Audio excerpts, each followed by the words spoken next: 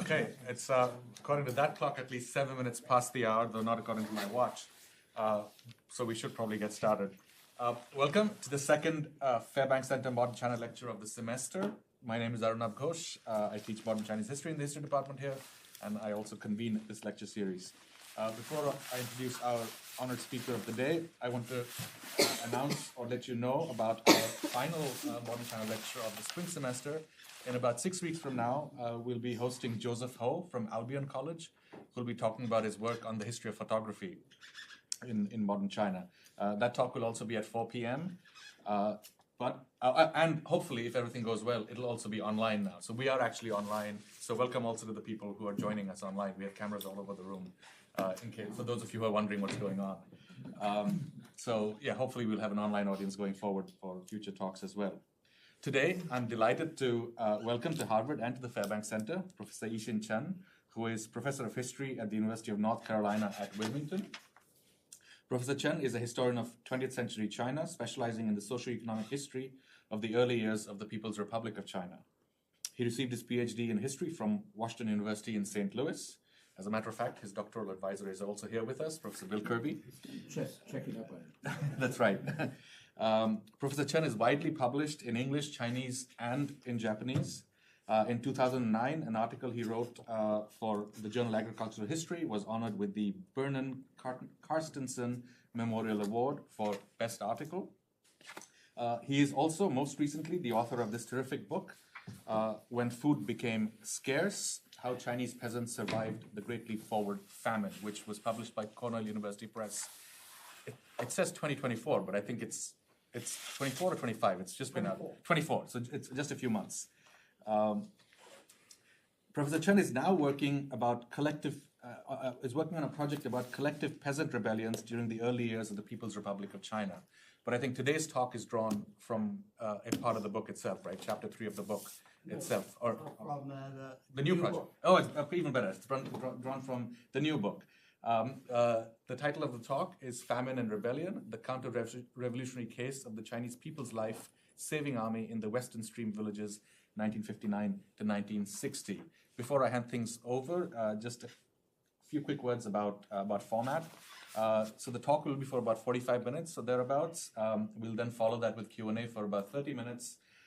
For those of us joining us online, please use the Q&A function that you have to type up your questions, and I'll do my best to get to them when we have the Q&A after the talk.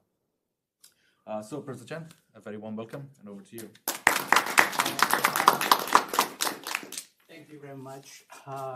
Also, thank you all for coming. It's a great pleasure to give a talk at Harvard, particularly with my advisor, Bill Kirby, sitting here. It's a great honor. Okay, my topic for today's lecture is Famine and Rebellion. That is actually a chapter of my currently ongoing manuscript. However, because it was part of the famine, so that's why I'll pick up this topic because it will somehow relate to my book that was about the Chinese famine at the village level. So you can see the case. I actually try to present a case study.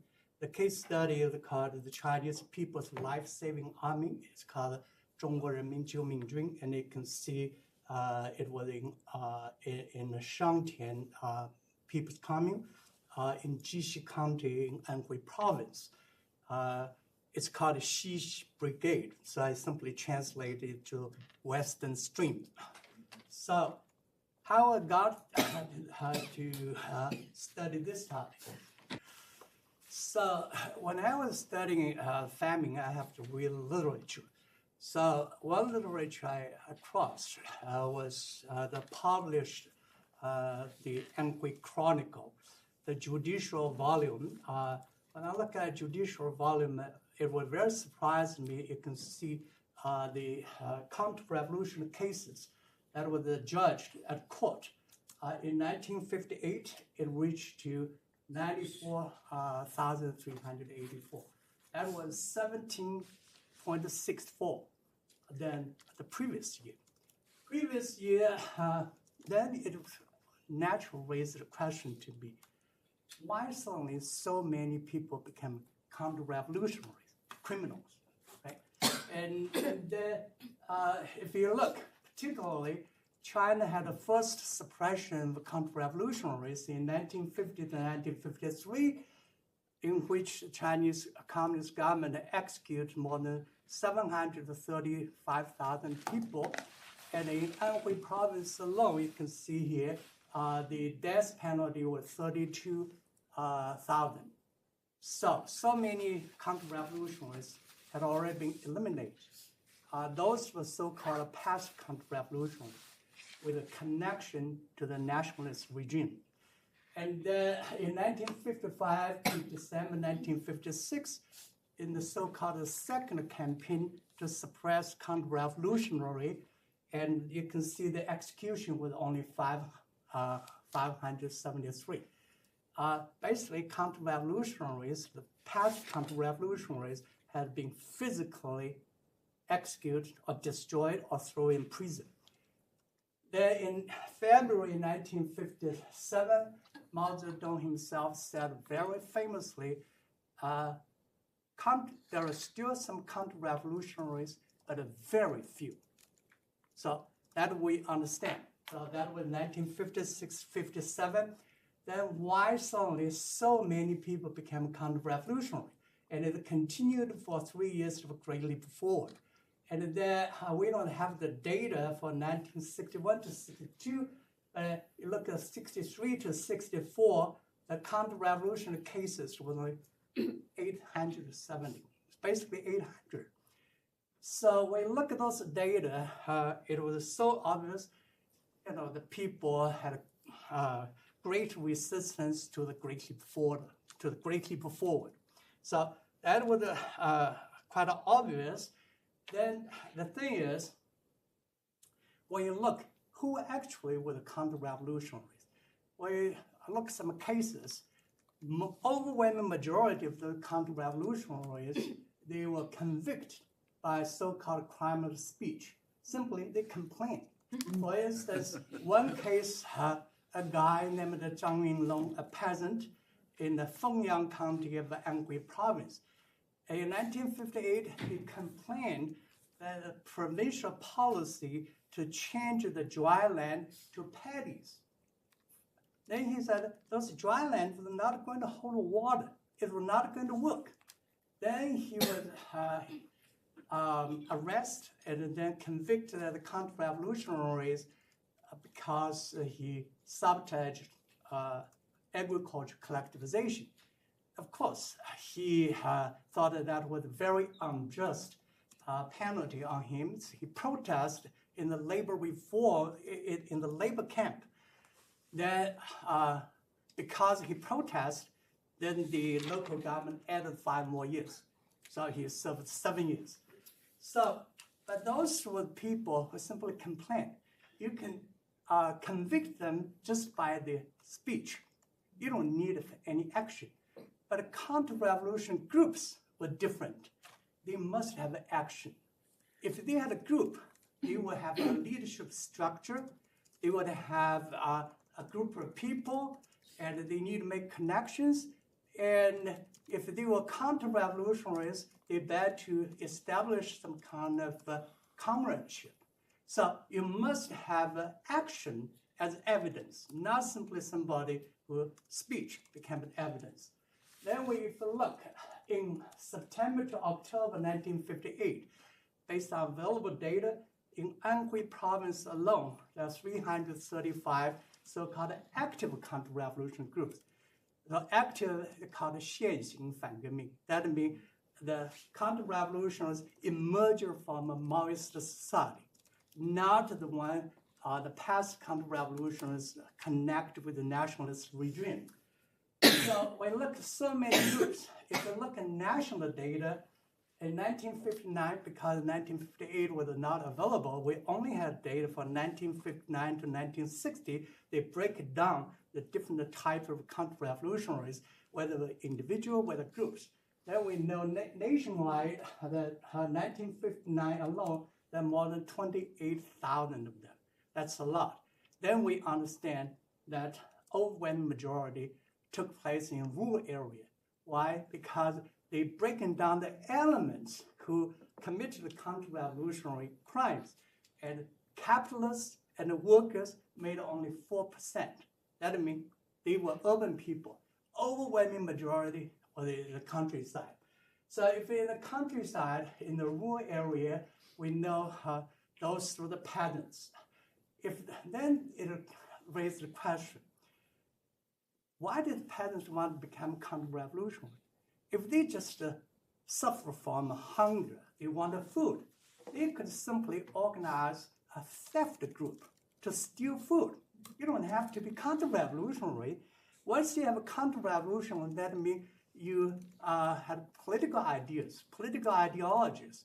Then if you look at those peasants living in remote villages, in the mountains, they probably for their entire life have never been outside their valley.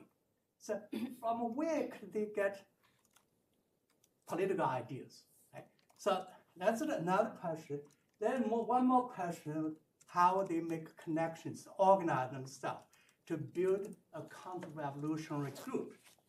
And they have to work in the production team, and they have to get a permission to leave their village to visit another village. So how they organize. So those are the questions that led me to begin to think about the the article and the book. Then when you look at the literature, we know that's a lack of research. Lack of research, reason number one was that Chinese government restrictions archives. It's very difficult to have access to this type of archives. And number two was the political sensitivity. And China for a while, from the late 1990s to late 2000, that's a window of freedom. During that time, scholars could really go to the county and local archives to dig out a lot of materials. But once they got materials, now they could not publish it. The government did not care whether you have materials, but they just simply don't want you to do the sensitive topics. And in recent years in the West, in the United States, we have a so-called grassroots history to write history from bottom. And we know some scholars like Jeremy Brown and Brian DeMaul, they wrote those grassroots history. They talk about how individuals were actually targeted by a local government and all those sort of stories. But the grassroots history was still very limited because they have no way to have access to those archives, particularly the collective action of the Chinese peasants. And for individual archives, by the way, in late 1990s, people actually can purchase a lot just on street. Those kind of archives will leak it out. However, even you have the opportunities to enter the archives to dig out the source materials, then you will find it's very difficult to do this type of research because there's a huge amount of unjust, false, and wrongfully convictions. In Chinese term, it's called 边假错案. There are too many. How many? The data available will show you the Cultural Revolution period. Because in 1978, after the death of Mao in 1987, that was almost 10 years, so-called Great Ratification. A lot of cases were reversed. So when you look, how many cases in Anhui became, those counter-revolution cases became rectified? 83%.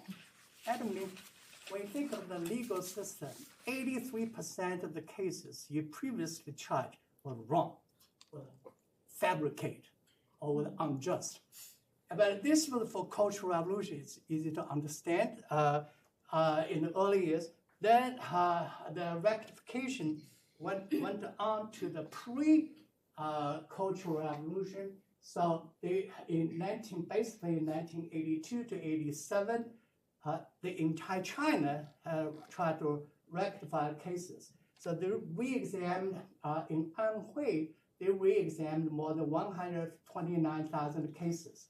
That was the criminal cases 1958 to 1965, and people were very surprised to discover 78% those cases were unjust, false, and wrongly convicted. So let me think first. I want to ask why peasants became counter-revolutionaries, because there's so many wrong cases that make me want, I must add a chapter to discuss state of violence. So that's how my next book titled, actually this book titled, Rebalance and State of Violence. Rebalance, I have 5 different types of rebalance. This is one kind. The other kind, for instance, the peasants dreamed to become an emperor, and then they became a counter-revolutionaries, right? So with this kind of a background information to understand why it became a topic, need to study and what's the issue there, and then we can look at this case, what I'm talking, the Chinese People's Life-Saving Army.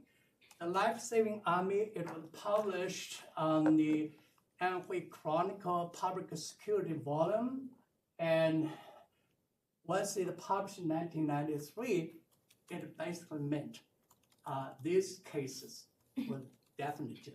You cannot rectify it. Okay? It's 1990s already. And what it said, basic story is this. In December 1959, a peasant named Famine Chen and Li Yingfa organized a reaction group. And then next will be on May 17th, 1960, they had a meeting in another that's called a Sunset Stream Brigade to discover how to develop their organization and try to gather weapons and start an armed rebellion, and then go up to the mountains to fight guerrillas. And then very quickly, in just a few days, this organization developed 40 people. On the 22nd May, and they had 8 people come together. They called themselves the first company of the Chinese People's Life-Saving Army. It should be life, I'm sorry. Then on the 25th of May, that's 3 days later, and the policeman and the local communist cadre tried to investigate them to look what they were doing, and then they ambushed the policeman and the cadre. The policeman was killed, and then next day, the county party committee organized the headquarters of Suppression, the bandit group. They mobilized more than 20,000 people, encircled those bandits. And then finally, the 8 people, on May the 31st, they were all captured. And after that, the public security officers arrest other kind of core members, 15 of them. So that's a whole case. It all happened in a very short period of time. Then, of course, if you read this, there's a lot of questions. So in December 1959, why did they organize counter-revolution groups at this time? Not earlier, if they were really the counter-revolutionaries. And then, for instance, like this, they had a meeting to develop an organization. So from the 17th to the 22nd, how come in 5 days? they originally had 8 people. How come they so quickly developed to more than 40 people? Right? There's many questions here. So now I'm going to talk this case in details. So where is the Jixi County? It's here in southern Anhui Province. It's here. And if you look where the commune is called the Shangtian commune here, and the western stream brigade was actually here. And here is the Jixi County, and here is another county called Jingde. So it's in the border area between Jixi County and the Jingde County. When you look at the mountains, those mountains were 300 to 800 above the sea level in terms of the height. When you look at those mountains, you just wonder, how many people live there? How they communicate to each other? They were basically isolated. So this is the Western Stream Production Brigade. And this brigade had 4 larger villages. And here the headquarters, but the most important village going to be here. It's called Shushui. And they had those villages in the mountains. Those people, later we see, they are at age 20, 22, 23, 24 for their entire life. They have never walked out of those valleys. On what basis they could become counter-revolutionary, a kind of a political adversary to the communist government. So we look at those mountains. There we look very briefly in 1960. What's the basic data for this Western Stream? It had total 275 households, 977 people, and per household was 3.55 people. You know, the average should be 4.3. Why so the household is so small? Because in the mountains, women did not want to marry there. They got so many single men as a single man household. So that was their base, the house. And then of those villages, we have more than 30 isolated single house in the middle of the woods, forest. If they were doing something there, nobody knew what they were doing. Okay? And even the county officials who want to go there, okay? It's remote. It's so remote. So their total farmland was over 4,000 mu, and per capita of 4.2. And that was quite a large amount of size of land. And here came another important thing. They produced rice, and the rice output was 360 jing per mu. So if we look at those data, there you know, per capita grain output was 1510. 1510 was a very good number because when you look at the state defined the annual consumption for the peasants after collectivization was 500 jin. That means those people should have over 1,000 jin surplus. But surplus, of course, later they have all to be sold to the state. And then more importantly, they live in the mountains, and the mountains belong to them, and they have per capita ownership of forest land 13 mu. And those 13 mu was like 2 acres. Right? One family should have like 4 acres. That means if they suffer from hunger, they could go to the forest to pick up a fruit and walnuts and bamboo shoot and mushroom and particularly kudo roots and bracken roots, because those roots have starch in it. So if you just eat bamboo shoots or dried mushrooms, it's not going to be enough. However, once you have those kind of starch in it, then that will be sufficient for them not to suffer from hunger. So in history, nobody in those villages had starved to death. Then in autumn 1958, People's Commune came, and there you have a public dining system, and then the entire brigade was divided into 6 production teams, and they had 10 public dining halls. People had to eat in the dining hall based on the rations, food rations. So in autumn of 1958, there's no limit on how much everyone could eat. So life was good, and people enjoyed it. The reason people enjoyed the public dining hall was because those single men. They were lonely. Right? They now is suddenly the entire village of people live together. They sense that they got accomplished when they were eating. Then in the first half of 1959, a ration established, 1.1 gin per day per capita. That's still pretty good. And then now the second half of 1959, it began to decline. It declined from 6 to 3 liao. Per liao was 50 grams. So if you have just 200 or 300 grams, it's not enough for people to survive. Right? Then by December, the grain ration stopped. And for 57 days, there was no grain ration, no food supply. And 9 of 10 dining halls shut down. And then people had to survive on their own. And then in mid-February 1962, and the grain ration resumed, and public dining halls reopened. But at this time, per capita was 2.5 liang per day. Not enough. It's going to continue all the way to summer 1960.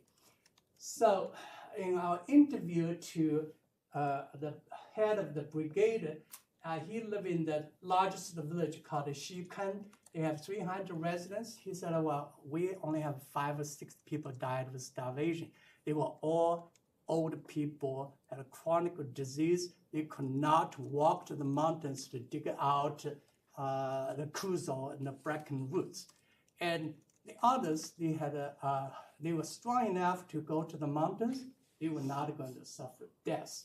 It's not good food, but at least they're not going to die. And the reason for the decline of food supply, of course, was the excessive procurement from the state. You can see in 1959, it increased almost 3 times, right?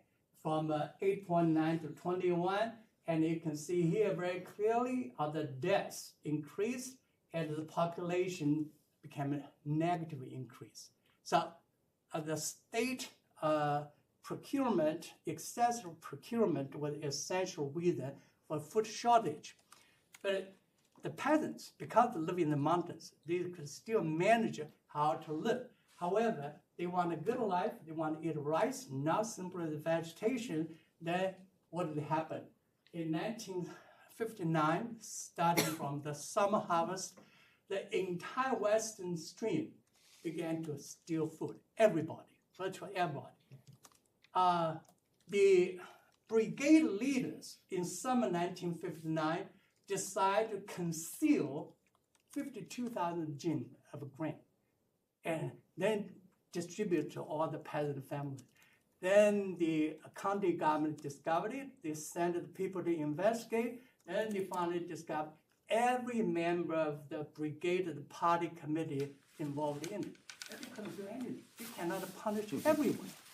And then because they were doing this, and then spring 1960, and because the rice was not available, they began to steal rice seedlings. You can cook rice seedlings like vegetables. And then they also slaughtered in 2 teams. They slaughtered 3 drafted oxen that would cry, and 3 pigs that were collectible properties. And when those people slaughtered drafted animals, they simply report to the commune. Those animals were eaten by tigers. So, but nobody knows. Those mountains have no tigers at all. In summer 1960, that was after the crash of the life-saving army. The people will still keep stealing. You remember the life-saving army was crushed in May 1959. In 1960, but in summer they continued to steal large quantities because people they need to survive. They just continue to do what they need to do. They all came from the two large lineages, from two large villages. One was from Hu, the other was from Chen. Those people, they were cousins, they were uncles.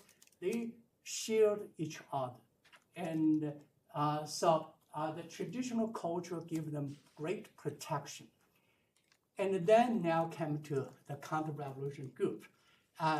In March 1959 to April 1961, one thing happened. That was this county called Jingde was merged into Xixi. They became one county. Once it became one county, those people living here, previously, if they want to submit the land tax and surplus grant, they had to go all the way here. So there's 20 kilometers, but if you walk, you cannot simply go straight. You have to go all over here in a very long, very endurance. And now, because those two parts became one county, what they now need to do was to deliver the grain to the state granary in Jingde County. That changed. Then it happened to the Jingde County, it was here. When they began to receive the grain from the western stream and the bridge, another branch valley, it's called a Big Stream Brigade. They decided to build the transit granary in this village called the Shushui. And then that offered a great opportunity. If you build the transit granary, you need people to watch it. Then the people to watch it were the local militia. Those local militia, when they watch those, I here put 4 people here. They all become the member of the life-saving army. Like 24, 22, 20, and they were Communist Youth League members. And this guy was even the head of the Communist Youth League branch of the Western Stream. He was the designated successor to be the leader of the entire brigade. And this one was only 20 years old, and they were all poor peasants and middle peasants. That was the backbone of the communist theory. And they were also the core member of the militia. That means they had the privilege, the rights to touch rifles. And so they were the trustworthy people in the eyes of the communists. However, they began to steal food together. They began to steal rice, yellow beans from that transit granary. And how many times they stole? From November 1959 to April 1960, they stole over 20 times because they need to form a group. They were the one who watched the granary, they stole it. And so in this way, they slowly formed the group. And another way to form a group was here. Look, the transit granary was here. And in order to more effectively work, the state granary station in Jingde County in summer and fall sent a worker here to weigh all the grain. And after the weight, then he said, okay, here's 50,000 jing grain. We already weighed.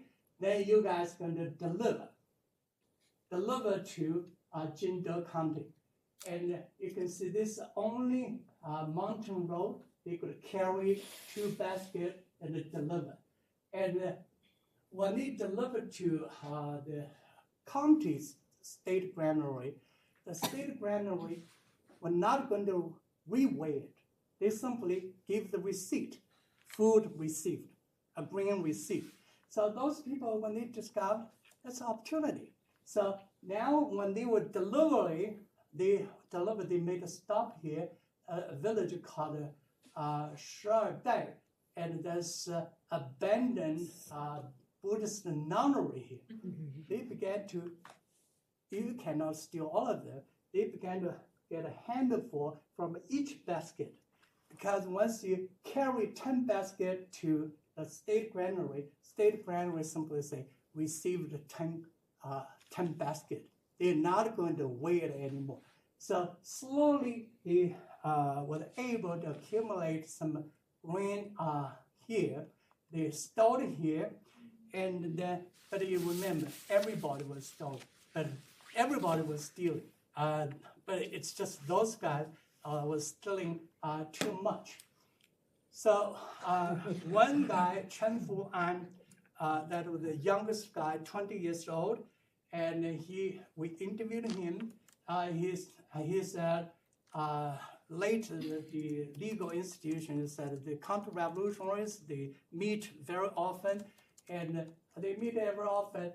Those secret meetings before May 1960, the secret meetings were for cooking together and exchanging information about welfare. They were not counter-revolutionary. And then Hu San, another guy we interviewed, the director of the Western Stream Brigade at that time. And what he said was,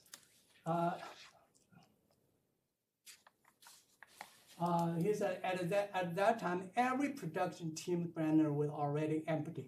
So the brigade sent several militiamen to guard the Shushui Grand Station. That's the transit station. And those militiamen themselves stole grants through the station's windows. When the brigade discovered this, they were all to write self-criticism, and a few of them, fearing punishment, ran into the mountains. So that's how they ran away. And that guy was the head of the CY branch at Cheng Yiqiu. Because he was the head, he was forced to write self-criticism on May 4th. He complained again and again. I worked all day and I had to write my confessions every evening. It was too hard. So what to do? Those people, 4 of them had a meeting. They decide they go to mountains. Now, they go to the mountains. On May the 5th, they went to the mountains. However, this guy, the middle-aged man, Famine, who had urine stones, was painful. He couldn't go. So the other 3 went. They were waiting him in that Buddhist nunnery. And they waited him May the 15th, he went there. And then May the 17th, that's the charge. They had a meeting. Where they had a meeting? They meeting with another commune. They tried to find this man called Chen Changlei, very interesting guy. He was a barber in the villages. Barber traveled all the villages. He cut the hair for the men, not for women. And this guy talked a lot. He was the one, he mentioned them, there's a rumor, People's Life-Saving Army in all of the places. So those guys, they were hiding in the mountains. They did not know what next to do. They decided to went to his home, that was in, called the Zhuangli village, Zhuangli village,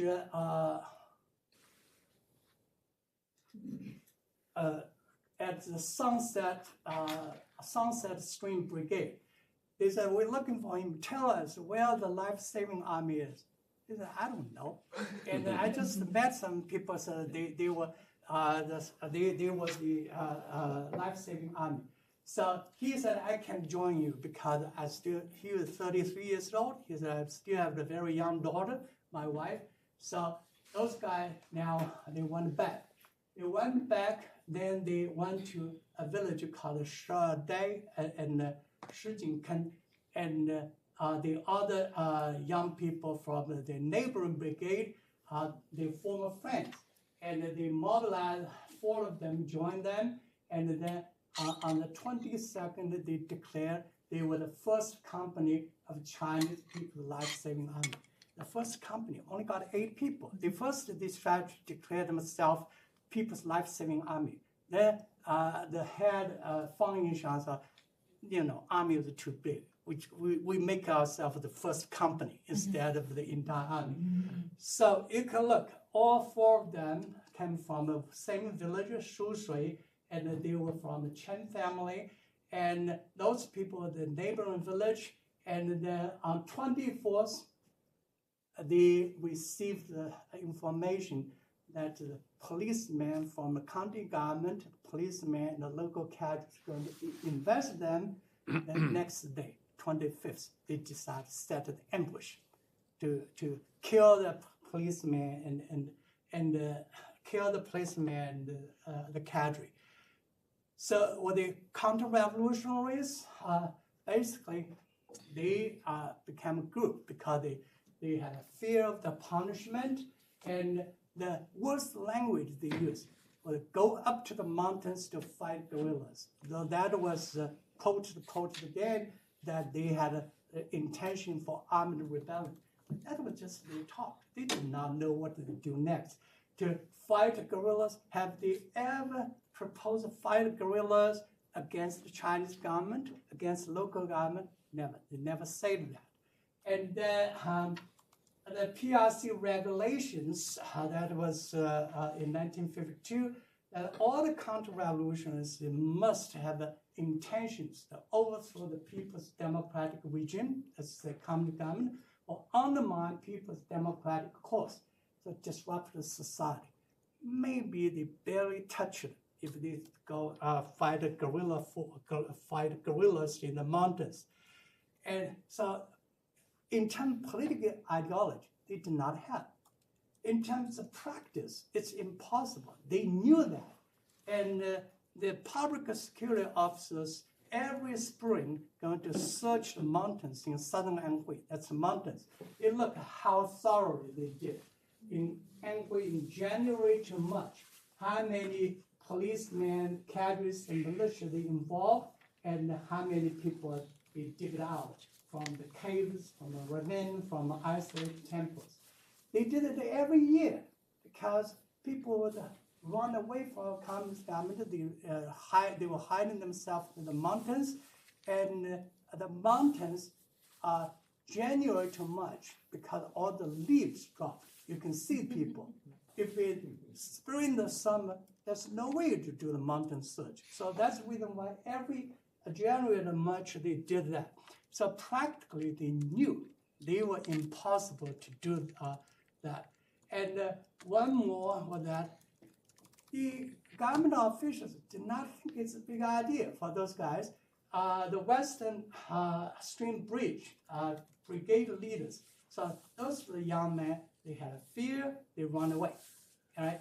And the deputy party of the Shantian Commune, who had his working side in the Western Stream, and then the deputy director of the Public Security Bureau, director of the Public Security Bureau, the secretary, the deputy secretary of the party committee, all of them thought they were commune members. No major issues. That was the 24th. Next day, those people would become counter-revolution. So they believe those people were heading to Jiangxi, because Jiangxi offered food, and they carry hatchets. They got that's a weapon.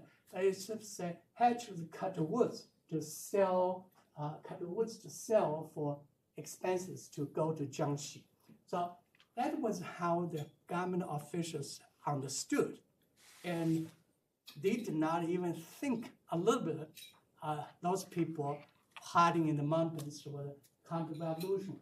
So, but they sent a policeman to go there, and on 24th, somebody reported them. They were hiding here. It's called the Shur Dai, the Buddhist nunnery, and they tried to ambush, but that the policeman, the cadre left. And then on the 25th, another policeman, the cadre came here. They tried to ambush them, but the policeman, the cadre, went to this village called Shijing. They went here, they didn't catch them. Then they wait on the road. When that policeman, the cadre, went back, and then they fired bullets for shotguns that they borrowed from the mountain hunting people.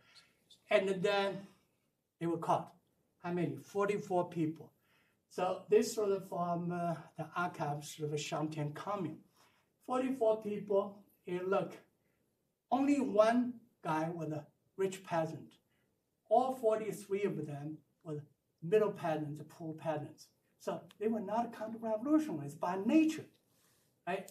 And then at this time, you couldn't figure out whether they were counter-revolutionaries. And then we look at all those 44 people, most were the young, they were all males. And Western Stream only had 13, 9 of them from the same village.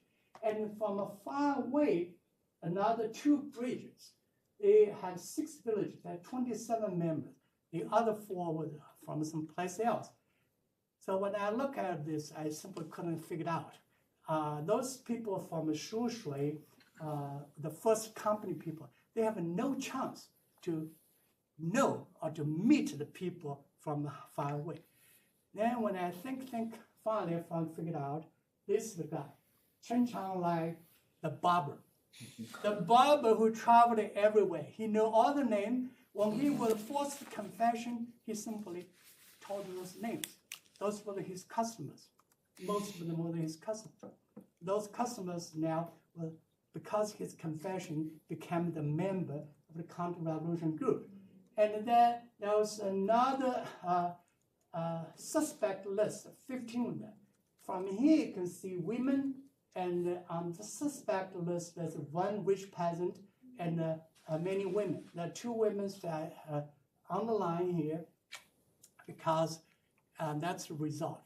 All 44 of them received the penalty. 7 a death penalty, and this guy, Famine, death penalty. He was caught in the mountains, and then when he was sent back to Xixi County, on halfway, he jumped off the bridge and over the cliff. He killed himself. He committed suicide. And this one, the core members, Li Xinfa, Chen Yichu, they're all death penalty. Then you suddenly saw this guy, Zhou Jiahui. He was not in that 44, not even in the suspect list. Then how come he received the death sentence? Because the government want to politicize this case. They want a landlord to be in it. Then they called Zhou Jiahui was sort of an Italian hand, right, behind all of this. And then now you can define it as a counter-revolutionary group, more manipulated by landlords, by landlord class. And then now you can see this Zhang Hexian was a woman, 54 years old. Why was he was sentenced to death? He got nothing to do. Why? He lived in Shadai. And this guy, one of the 8 members came from Shadai.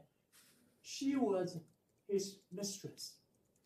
You know, in that tiny village, only 4 or 5 households there. She had her own husband, but she was also his mistress. Then she was the one who tipped this group on the morning of the 25th that a policeman and the cadre came to investigate. Then she needed to die. So that's the death sentence. And another guy named Xu Boru, he got nothing to do with it here, and he was the one who was criminal, escaped from a labor farm, from a labor camp, and was hiding in the mountain. On the 26th, that was already 26th, he encountered those 8 people. Then he decided to join them, and they become sworn brothers. He decided to join them. He didn't do anything, but because he was escaped criminal, and then now he must die. So this death sentence. The barber, Chen Changlai, was sentenced to death, and later on for the intermediate court, they decided to have death with a reprieve, 2 years reprieve. And because he got a very young daughter, he needed somebody to support. And this woman named Zhang Dingxia, 47, she was sentenced to death and then changed to life imprisonment. The reason was that she was the one who tipped her mistress. That's this man. Look, they live in the same village. And she was the mistress of Xiao Yinglin, and on the 24th, she tipped to Xiao Yinglin that the commune and the policeman came to investigate. And Chen Fuan, that man, 20 years old, he was a life imprisonment. Then when we went to interview them in 2000, he was the only one from this group who were alive. However, he was released in 1981. So at that means 60 years old. And he was released at 40, and then he was 60 years old. So let me very quickly draw a conclusion. First, this famine caused event. And the famine caused event, you have seen this. Then what I want to say is, the provincial level cases in 1958 to 1961, there's 16 cases. That was either handled by Department of Public Security at the provincial level, and 15 of them took place in rural areas, 1 in urban. That means rural area was in trouble. And that I think was a famine, 1958 to 1961. Then you look at data again, 1962 to 65. There are only 2 provincial level cases, counter-revolutionary group cases, and they both in urban center in the city called Bengbu. There's no rural cases. So that's one. It showed very clearly famine was one of the big factors for counter-revolution. So 2 was that they were not genuine counter-revolutionaries. So 16 cases at provincial level, some of them, like this one, would respond to food shortage. 8 of them were sect organizations. They want to create a new dynasty or become an emperor. Only one I consider the true counter-revolution cases that was called Chinese Labor Party. And that was organized by a student kicked out from Beijing University back to his hometown. He decided he wanted to have a political constitution, and he wanted to call for democracy, for change of political system. That, by definition, was a truly counter-revolution cases. And their basis, organization basis, was lineage and kinship based, not based on comradeship. That means not based on the ideology. And the last thing, we can do excessive state violence. You have seen how many people were executed. That came in May 1962, Chinese Central Political Legal Work Conference. Liu Shaoqi at that time was in charge of the legal work. He said the political and the legal work, that was in his biography, treat the internal contradictions, that's mouse term, with people, within the people as the issue of the enemies and the allies. And the legal, political legal work had the style of Kuomintang. He compared them to Kuomintang and standing about the people and exerting pressure on them. So to this point, I would think if I continue to write this book, so what was the larger question I'm going to ask? I wrote chopped about the cases, about the false, unjust, and wrongly convicted cases. Then how am I going to view it in the larger history of the People's Republic, or even in the history of modern China?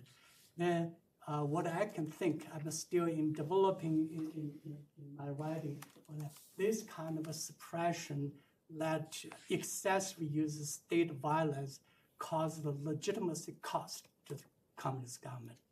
And that will force them late to officially pronounce the criminal law and remove counter-revolutionary as a crime. Thank you.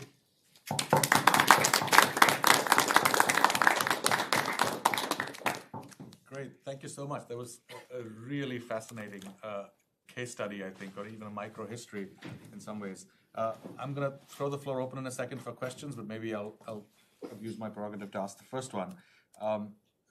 Several, but maybe I'll just start with one. which is that in the book that you've just published, in addition to lineages, which you did focus on, you also talked about the role of the environment and local geography in sort of allowing for certain kinds of patterns of, in whether it's access to food, or in this case, perhaps organization to emerge. So I was wondering if you could reflect a little bit upon what role geography and environment play also in these stories of counter-revolution or rebellion. Especially if you think about rebellion, there's a much longer history of scholarship that does look at geographical factors to talk about different kinds of patterns of consolidation and behavior. And of course, Anhui is specific. So by extension, there are other parts of China where you don't have mountains and forest cover in the summer and so on. So how would sort of some of those findings apply to places where, in the plains, for instance, and so on? When I studied these cases, I think lineage still play a very important role, because those counter-revolutions from rural society mostly came from villages. Mm-hmm. Like those two villages I mentioned, they were from a single lineage. The villager, Xixi and Shui had been there for almost 1,000 years. Mm-hmm. So they have a very proud ancestor. So the people were willing to support each other. So they will easily form the group. That's one thing. And in terms of natural geography, I think geography played a very significant role. Because when you look, that was when I studied all those cases, except the Chinese Labor Party. All of the others developed either in mountainous areas or in the area was less administrated. It is so-called joint border area. Yeah, boundary areas. Yeah. So I think that was very important. Particularly I want to show the satellite image, so the people understand. When you look at those villages, remote, isolated in the mountains, who would care to go there to find them? Right? And whatever they were doing there, they did not know. I think it's very important. Geography and the lineage both play a very important role. When later we think, for instance, in 1950s to 1980s, there are at least 4,000 or 5,000 Chinese people claim themselves emperors or try to create dynasties. And most of them happened in the mountains. Okay, the floor is open. Maybe I can ask you to come to the middle over here. Okay. I'll go over there because we might get questions from our online audience too. And if you could also quickly identify yourself, that'd be great. So I'll hand over. Yes, sir. Thank you. Tom Palmer, a former journalist. Do you know what percentage of people died in that overall population during that famine? Famine, it's about,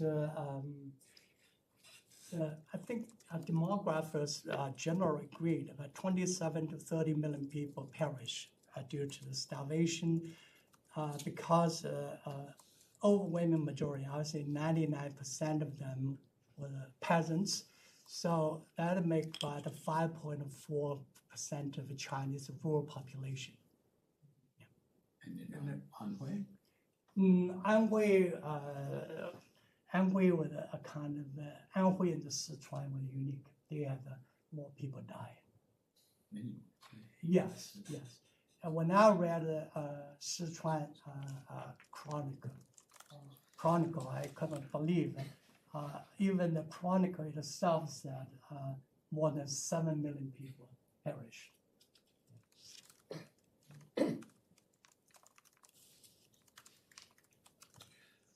Ogden Ross. I'm a local. And the 1959 PRC involvement with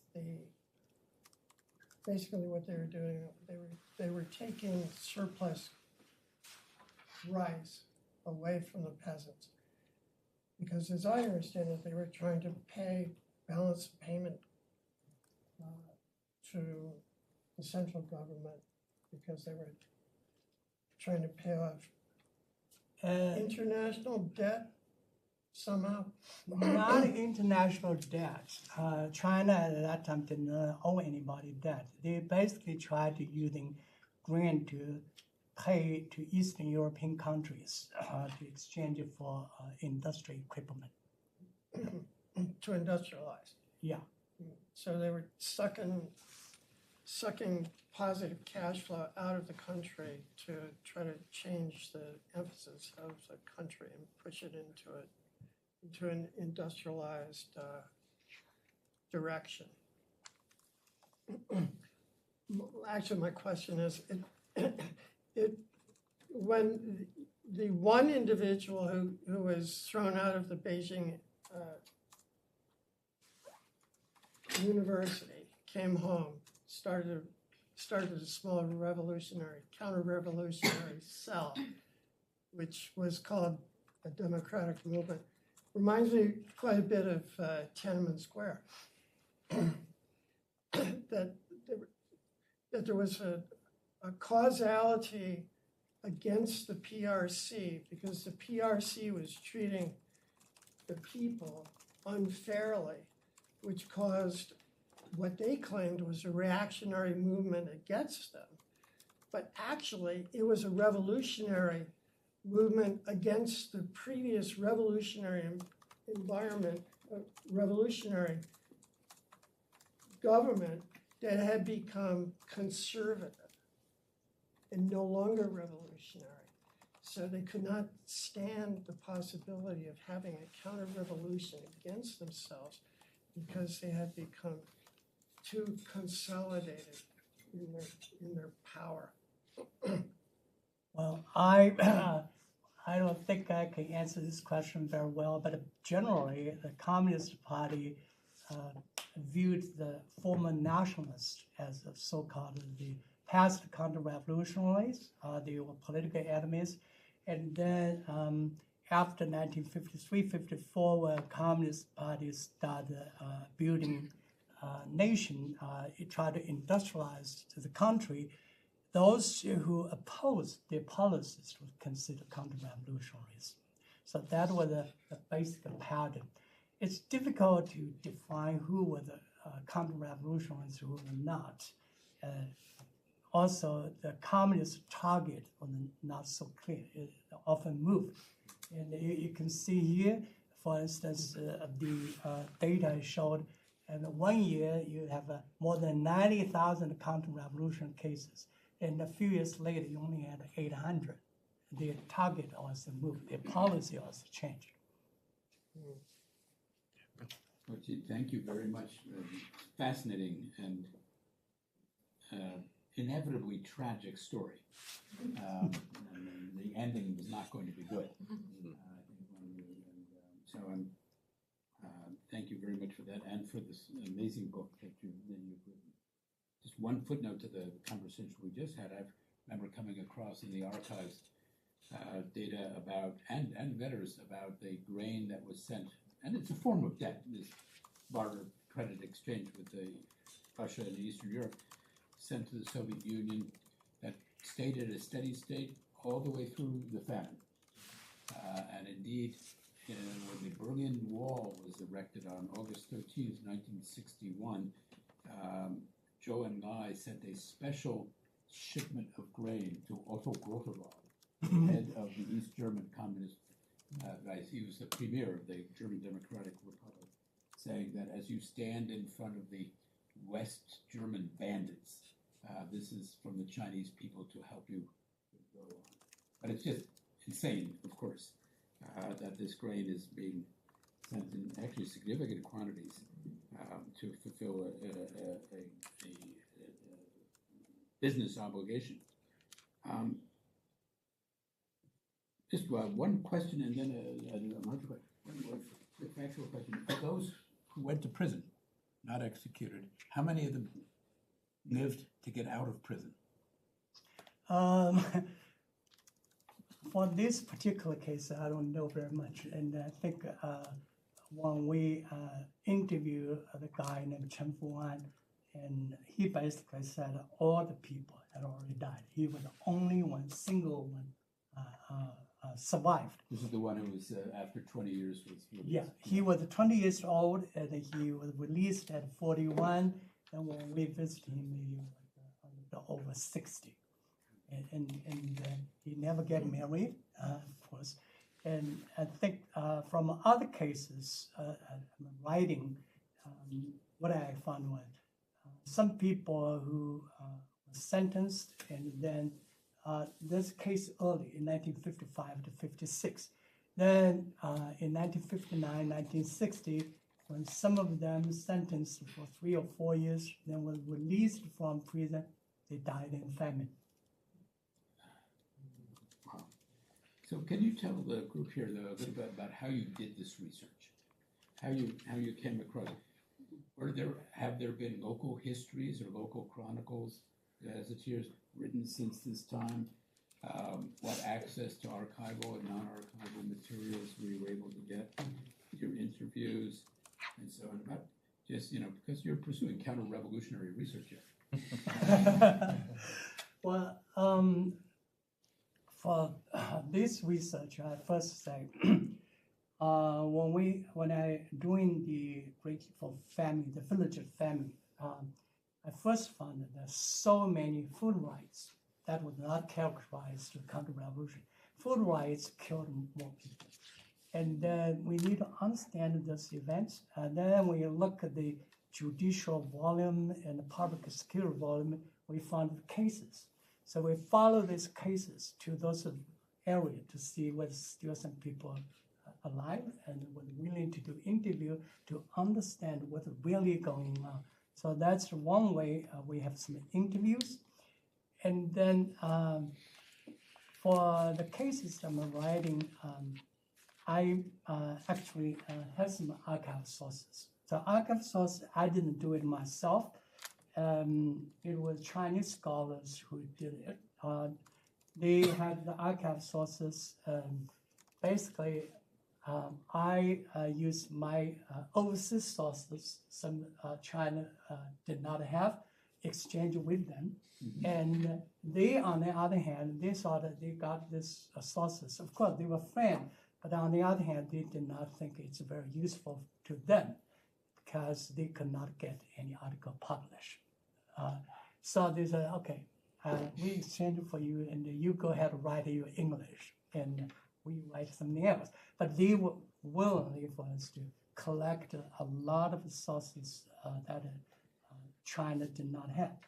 And another part of the sources, a lot of cases I write not in particular detail, particularly about data and those sources, came from internal publication of the Ministry of Public Security. It's in Hong Kong, it's available in Hong Kong.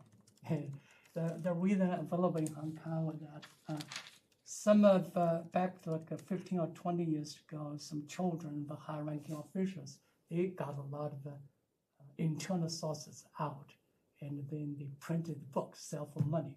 So at Chinese University in Hong Kong had a lot of them. So I used them. And I try to avoid to use sensitive sources, or like I use a lot of data from the Anhui Chronicle that was published.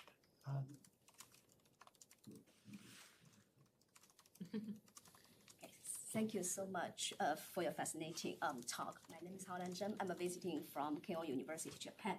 I have two questions.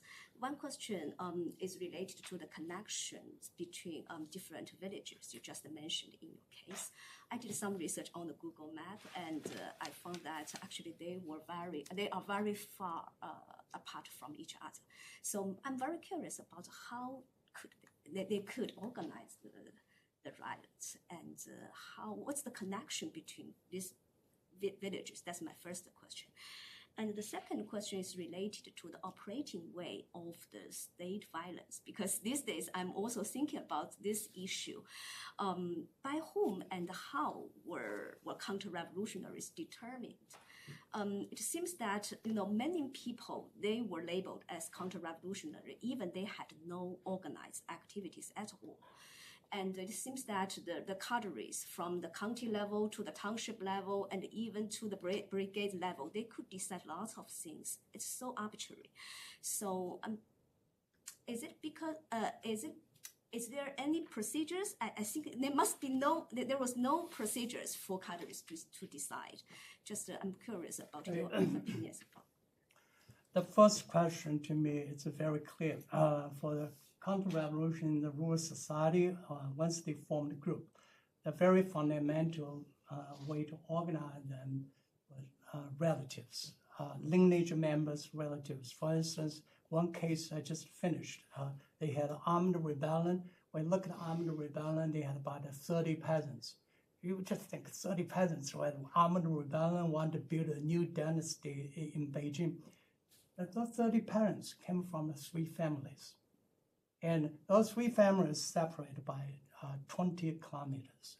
Yeah, but they were relatives. And one family heard another guy in that family wanted to become an emperor. They said, okay, can I become a marshal? Yeah, you're sure. You can become a marshal. You can become great marshal. Then he said, okay, I join the group. That's their relatives. For instance, this man with their in-laws, with their daughter's in-laws. So that was essentially the way. Otherwise, most groups would emerge from the same village. So, sorry, the second question. The operating way of the state violence. State of violence, I do not have very mature thinking now because it's going to be my last chapter. However, I think there's a great deal of sources have been published on DVDs by Song Yongyi, and he had those.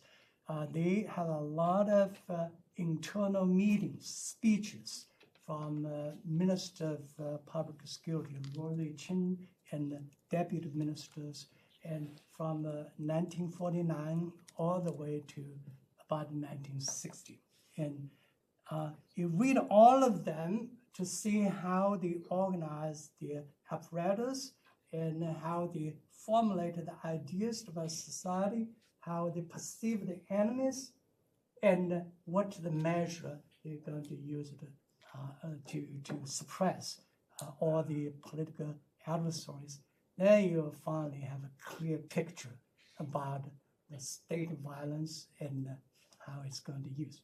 And you have to read all their speeches. Thank you very much. I know we have a couple more questions, but we have a question that sort of relates to this conversation that's come in online. So let me ask that first, and then we'll go to you in the back. So this is from Professor Sun Pei-dong, who's at Cornell. She says, thank you for this fascinating talk. I have a question regarding the legitimacy cost of Mao's Great Famine. How should we understand the transformation mechanism by which a legitimacy cost evolves into a control advantage, particularly in the context of resource scarcity like food shortages? Is this phenomenon applicable across different regime types, including both authoritarian and democratic systems? While democracies may not use food as a control tool, could similar mechanisms be observed through other means, such as mass layoffs? I would say I have some thoughts, but I did not write into this. When you think about the different political systems, we have seen the famines. We have seen traditional society. You have a traditional famine. Traditional famine, you can simply call it a affair of the nature. Right? Then for democratic societies, I think Amartya Sen did very well, and it was a failure of the market.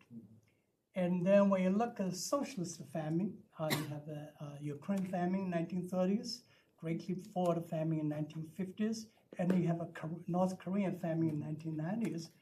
And that all came with some big scheme and then failed. So I would rather call it a failure of the state. But I didn't write it in, but you can clearly identify the basic difference between them. Yeah. Yes, at the back. Yes, I just like to quickly add a comment or an element I think that might be of your research interest in the future, because my grandfather, he actually committed suicide. He was not convicted because he was afraid that he would become convicted as a counter. Sorry, I'm too excited about this. Yeah, but he definitely, because he was a member of the Three Principles of People, Youth League member. So he and he saw all those revolutionaries were executed, and he was terrified of all those experiences. So he killed himself.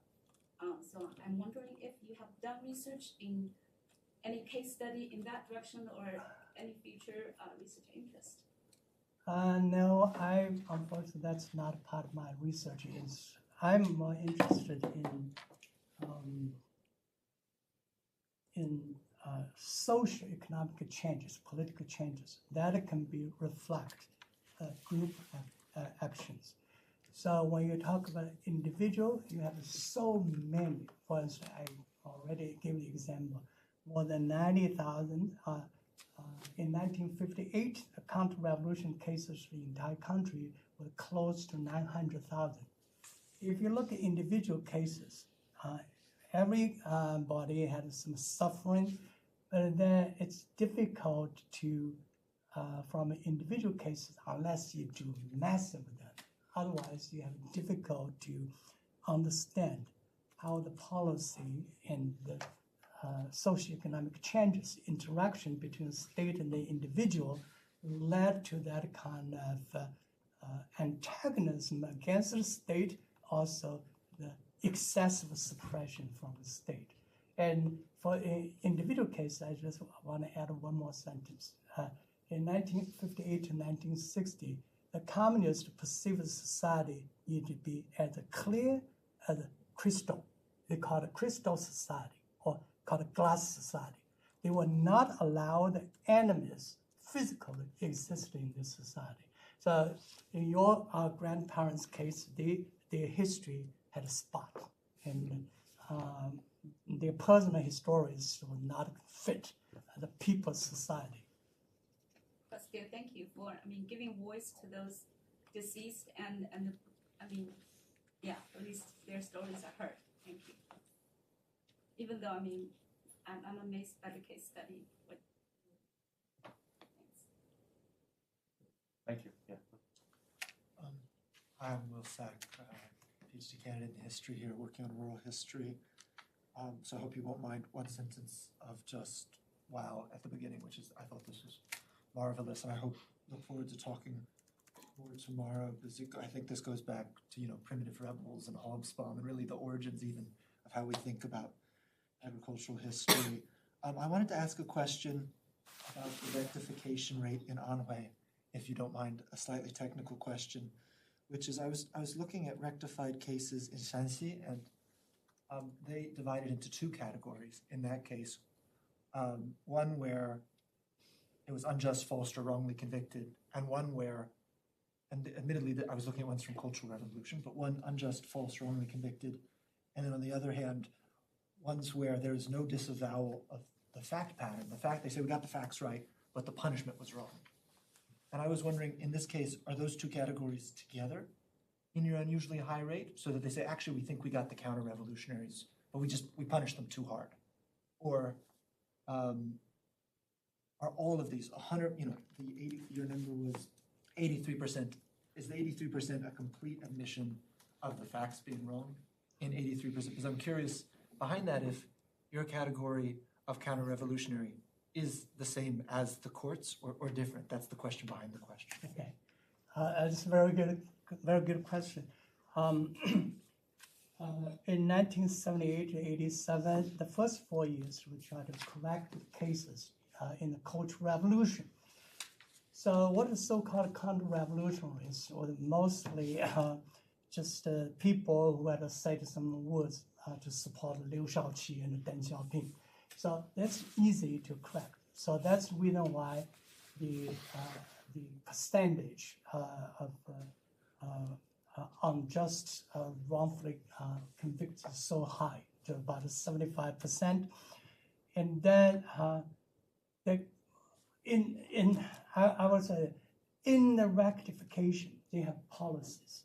The policy first was to correct the Cultural Revolution for those political leaders who had supported those previous political leaders. And then the next, they're going to correct the case. Only the criminals and his family members appeal. If the case was settled, nobody appealed. They're not going to go look for the cases. And the third was late, they defined 9 categories, like overseas Chinese and former nationalist generals and those people. In the 1980s, you want to invite the people from Taiwan, from Hong Kong to invest in mainland China. So those people, overseas Chinese and former nationalists, and 9 categories, those people, they did not need to appeal. All their cases were simply going to be uniformly re-examined, and I think the majority had been revised. And then I used the Cultural Revolution data to indicate that the political cases, counter-revolution, was very high. Then when it came to pre-Cultural Revolution, 1958 to 1965, when I said 78%, that was mostly criminal cases, not the counter-revolutionary. I don't know how many were counter-revolutions, but some of them were correct, were rectified. And I found the evidence, that's from Sichuan, from the Provincial Chronicle, the Public Security and the Judicial Chronicle. It said very clearly, they correct 50% of the cases. The other 50%, those cases relate to 5 black elements: landlord, rich peasants, counter-revolutions, rightists, and bad elements. They're not subjected to re-examination. So you have just to look at the policy to understand how the policy characterizes them. Great. I know we have a few different questions, a few more questions, so maybe we can take them together because we're at time. So Michael, then over here, and then Bill will have the last. Bill, did you? It sounded like you maybe had a 2-finger. No. Yeah, Oh, okay. So I'll. I know we're at time, but I'll follow Will with just a wow statement of thank you so much for this wonderful, provocative research. So I find myself after an hour quite confused as to whether or not there were counter-revolutionaries in this episode, which I think is actually probably historically unknowable. What we do know, and this follows a little bit from Professor Jung's question, what we do know is that certain agents of the state at this moment identified these people as counter-revolutionaries. And I wonder if you can say a little bit more about that. It's complicated, as you showed, to identify counter-revolutionaries, because then you have to find a black element, right? As you pointed out with the landlord who gets dragged in. It's a much higher, I mean, pilferage, theft, sabotage is universal in this period.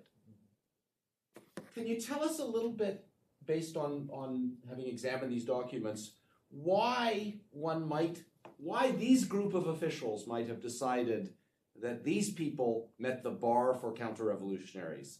What were the incentives that shaped the agents of the state in applying this category, rather than just saying, these are hoodlums, we had to go, round them up? Tell us a little bit, if you can, about how the state, and not the state, the agents of the state, the cadres in the community, are making these kinds of decisions. Did you get points for finding counter-revolutionaries? Yes, and that's a point.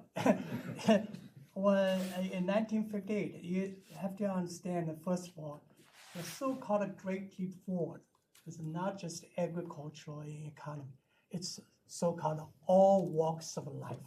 And so, for the legal system, the Great Leap Forward for the public security was simply arrest more people. They have a quota.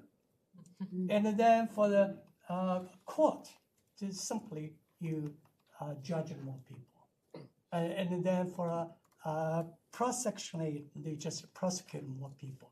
And because the legal system did not have enough people, then they decide one person going to perform 3 roles. And that 3 roles would be detective and judge and the prosecutor.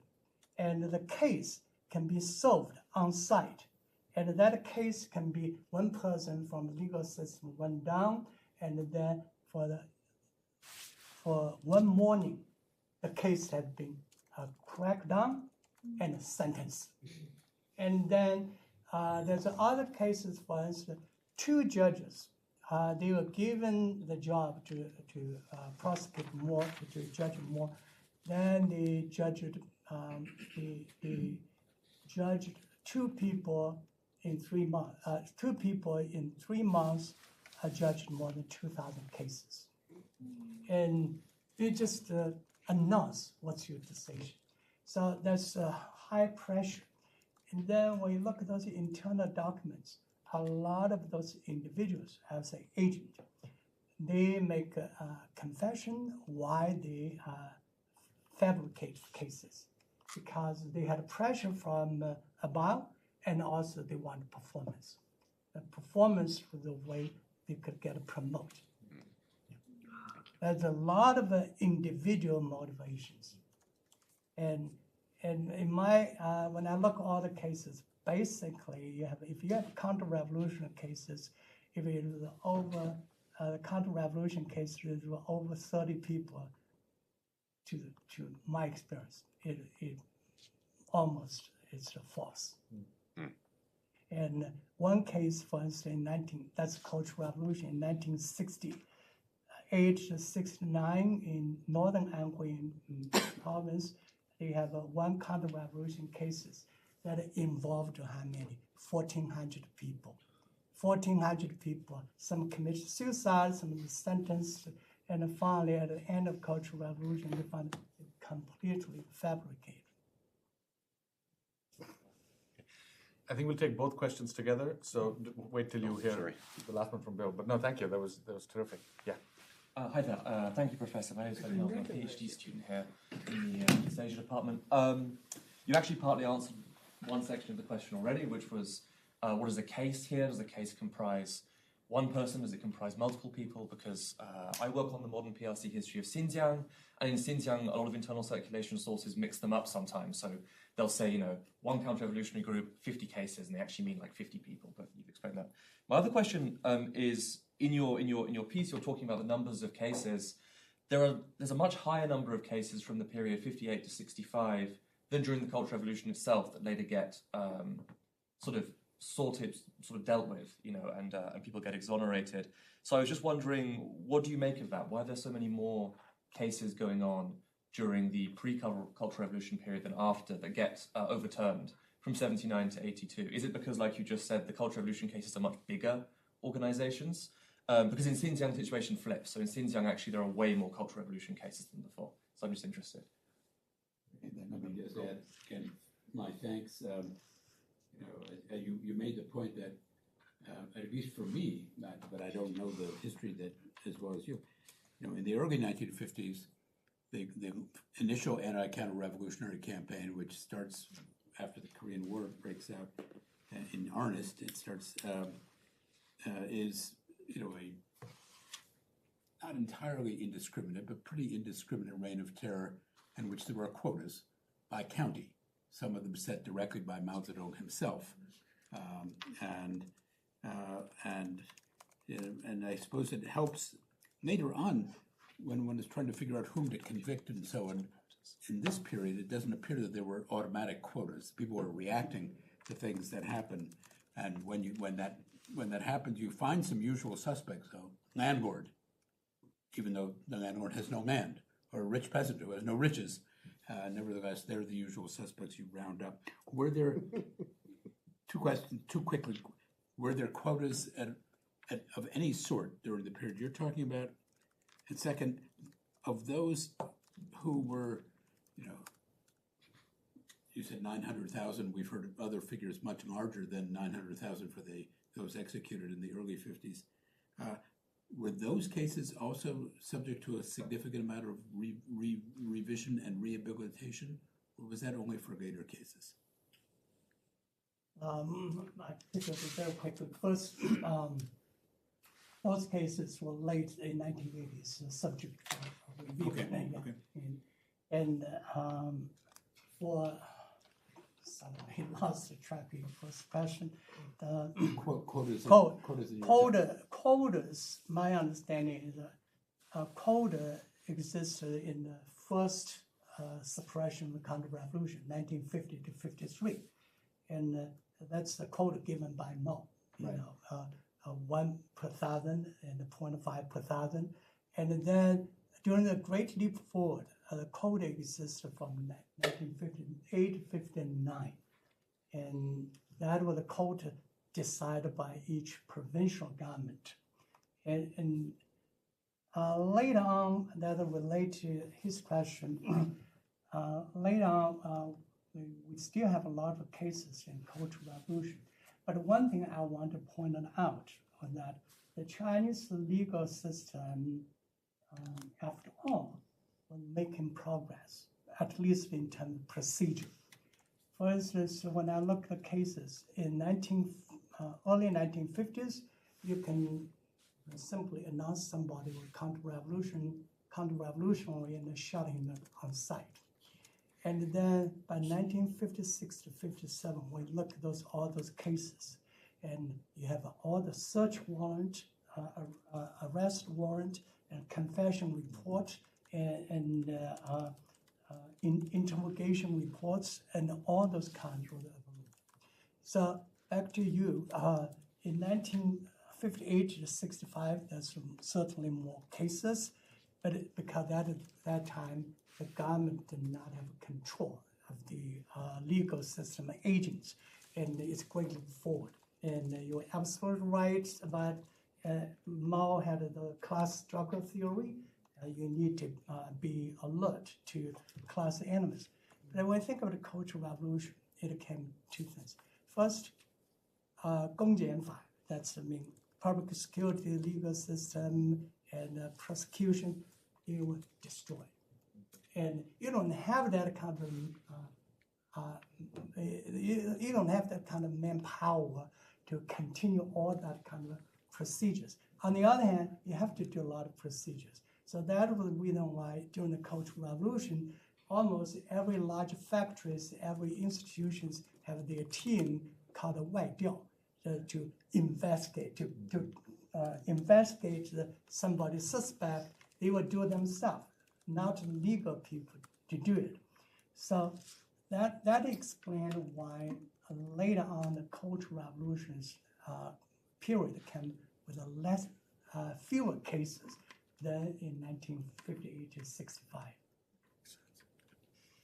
Great. Well, we're past time, which I guess suggests how exciting and enticing this work is, and I think you've really modeled for us what sort of microhistory and sort of bottom history can do, and individual case studies can do. So we really look forward to the book, and please join me in thanking.